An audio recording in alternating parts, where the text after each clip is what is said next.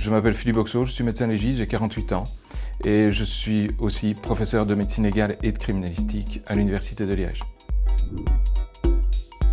En fait, elles sont véhiculées par les séries américaines, comme Les Experts par exemple, où on présente la médecine légale comme ayant toujours réponse à tout, où toutes les autopsies amènent nécessairement une solution, où toutes les recherches qu'on va faire en matière de microtraces sur une scène de crime vont nécessairement donner le nom de l'auteur. Ça, ce sont des contre-vérités.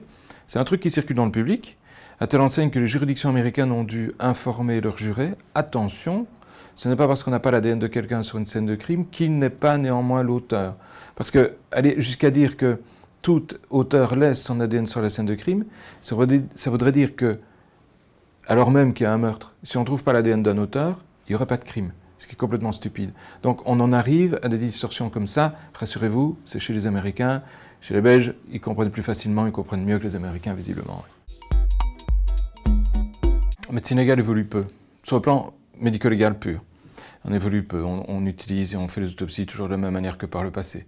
On a tenté de mettre de l'imagerie médicale, c'est-à-dire de faire ce qu'on appelle une autopsie virtuelle, de mettre le cadavre à l'intérieur d'une IRM par exemple, ou d'un scan, et de voir coupe par coupe, tranche par tranche, comme on voit au scan, s'il y a des lésions qui apparaissent. Et on s'est rendu compte qu'on n'arrive pas à tout voir et qu'il faut quand même néanmoins autopsier.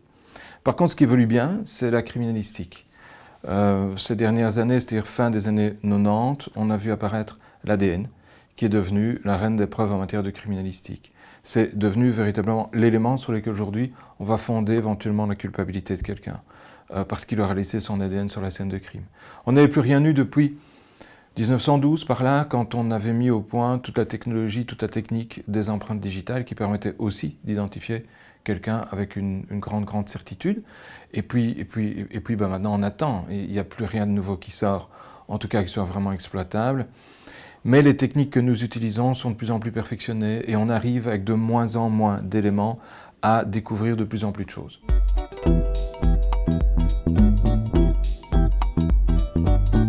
Oui, on peut. Non seulement on peut, mais on doit. On ne le fait pas assez.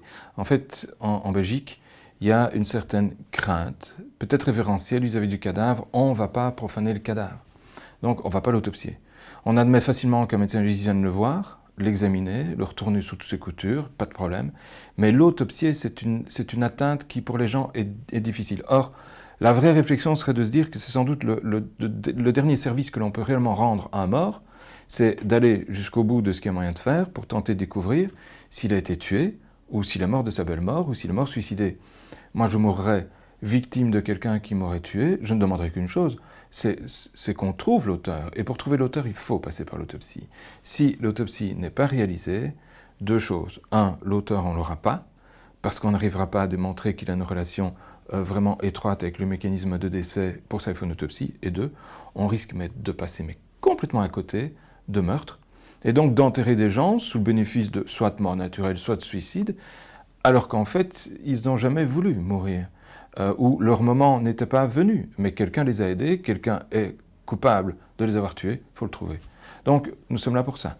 Faire parler le mort, c'est-à-dire aller vraiment à la recherche de tous les éléments dont il est porteur et qui vont nous permettre à nous d'établir un mécanisme de décès.